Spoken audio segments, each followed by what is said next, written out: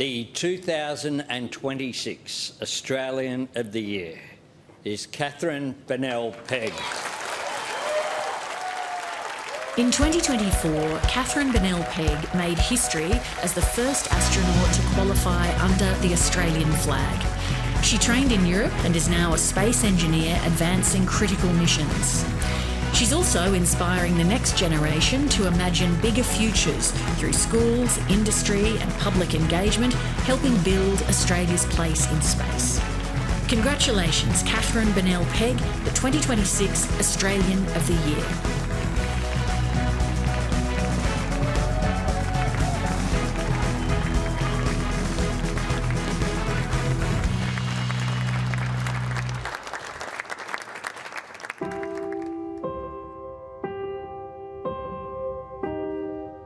When I was very young, about 5, I used to love being out in the garden looking at this beautiful, bright, starry sky at night. When I realised that those stars weren't just pinpricks of light, but were planets or entire galaxies, whole new worlds waiting to be explored, I wanted to have that adventure. I wanted to be the one exploring them. Mark and Andy, we're with you in Space Hab. Good morning. Australia at that time didn't even have a space agency. 0 and liftoff of the Space Shuttle Endeavour. But when we had our careers counselling sessions, they said, write down 3 different things you'd like to be, and I wrote down 1, astronaut. Katherine is Australia's first astronaut to be trained under the Australian flag, and that's a historic milestone in so many ways. When Katherine graduated, she became one of only 100 people around the planet that are qualified for the International Space Station and lunar missions. That's incredible.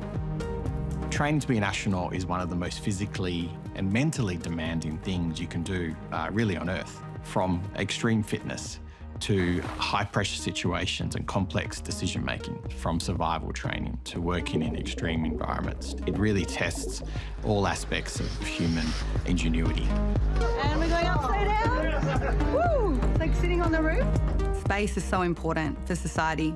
It's how we look after our energy systems, our banking systems, our remote communities. You do research into every kind of field you can imagine, from all the fundamental sciences to new medicines, into diseases like cancer, and to help us discover new materials for the future.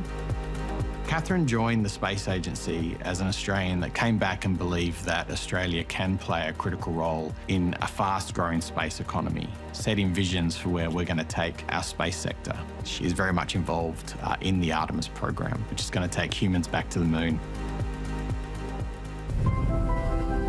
Here in Australia, we are capable of so much more than we imagine ourselves to be, especially in technical fields, especially in space. It's a huge honour to unlock access to this world for our researchers, for our young people who I hope will one day have the chance to strive and apply to be future astronauts. Seeing Katherine's journey brings me so much hope that there is more diversity and more of a welcoming space for all people of all backgrounds and identities to come into STEM careers. It's often said that the first person to walk on Mars could be in a classroom somewhere in the world today, and maybe that's an Australian classroom. The real power behind it is the doors that it's going to open for so many young people, just to show that, yes, we have a space agency here in Australia. Yes, you can have a career in space in Australia right here on our soil.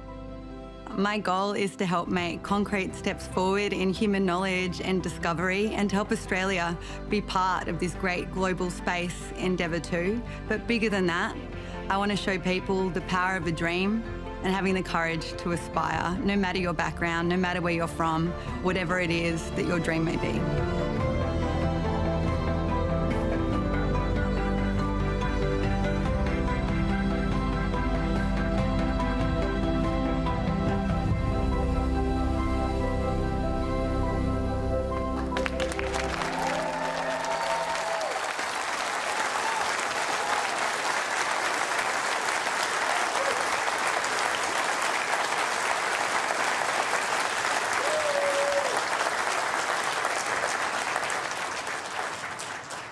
Thank you so much for this incredible honour. I'm meant to be someone that's calm in extreme circumstances, but this is testing every skill that I have because of the deep, deep honour that it is. However, this incredible honour isn't mine alone. It belongs also to all of those that have helped to build Australia's space sector, to the Australian Space Agency, to all that have educated me and encouraged me, and especially to my family. Thank you.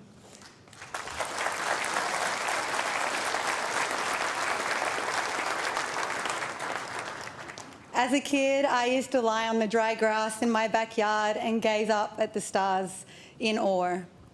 That imperative to look to the sky and wonder, to innovate and explore, is an ancient one on this continent. Australia's First Nations people's deep connection to sky country reminds us that looking up has always been part of who we are. I'm humbled to be recognised amongst the absolutely incredible Australians in the room tonight and beyond. We remember the victims of the Bondi attack, and I honour those whose courage shone in the darkest moments. During astronaut training, we learned about the overview effect, the cognitive shift that comes from looking back at the Earth from orbit. You can't see borders from up there. Just a fragile shared home and a powerful truth. We're all in this together. Because space is not about escaping the Earth, but about helping us see it more clearly. From orbit, we can see and connect across our vast land and seas, track bushfires and floods, safeguard our first responders, guide our farmers' equipment. Space provides us with the information and the inspiration to care for our planet and for each other.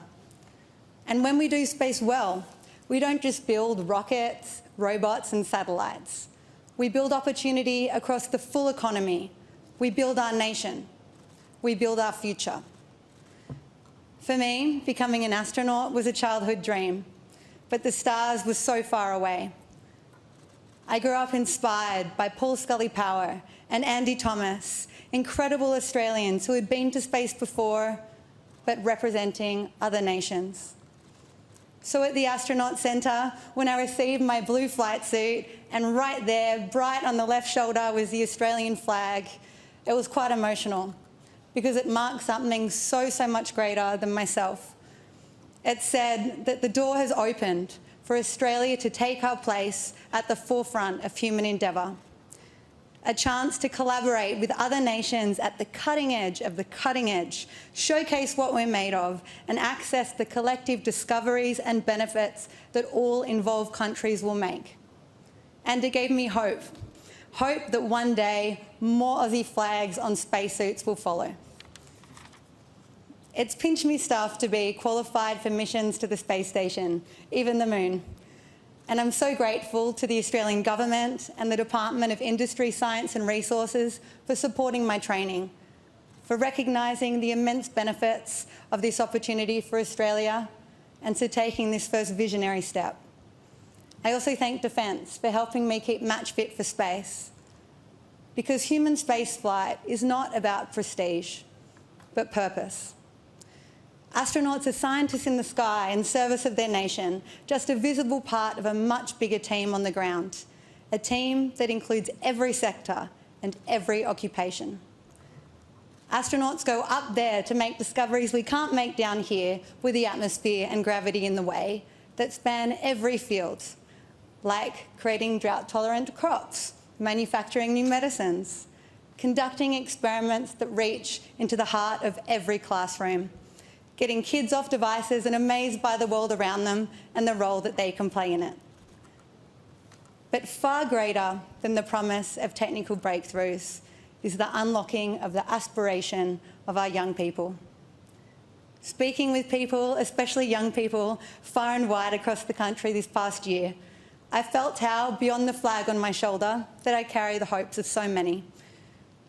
Yet, so many Australians are stepping away from STEM before they see what they're capable of. We are leaving too much talent on the launch pad.